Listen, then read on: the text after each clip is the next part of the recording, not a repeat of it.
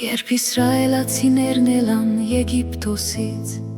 Յակոբի տունը օտար ժողովրդի միջից,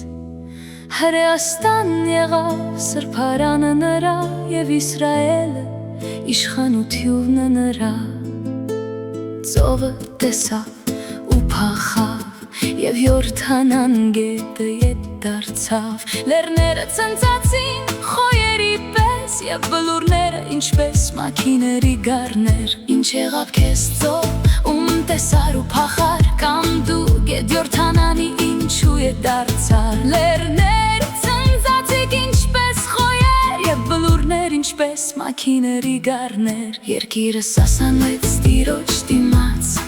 Յակոբի Աստծու դիմաց, նրա դիմաց, ով ժայռը դարձրեց ջրի վտակ և ապարաժն աղբյուրի ակունք։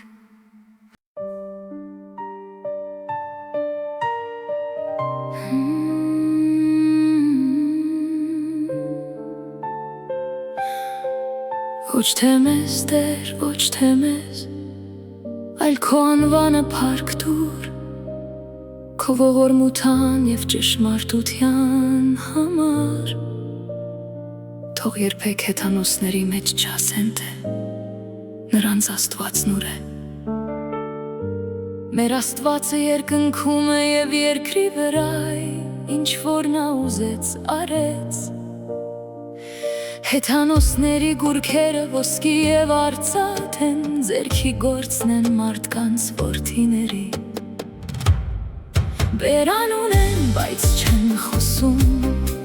աչքեր ունեն, բայց չեն տեսնում, ականջներ ունեն, բայց չեն լսում,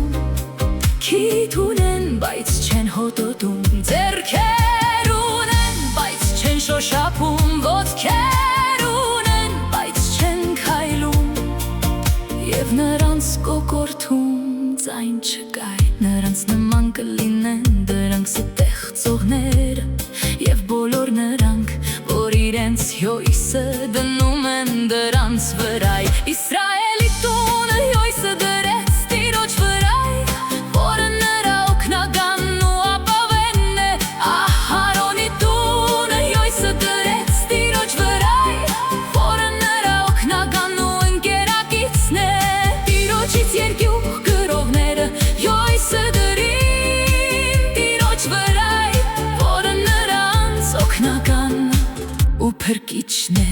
Հիշեց մեզ Տերն ու օրհնեց մեզ,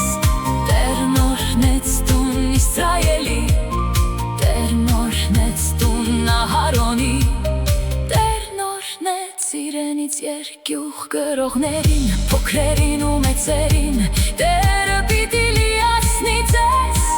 և ձեր որդիներին։ Օրհնված եք դուք Տիրոջից, որ երկինքն ու երկիրն ստեղծեց։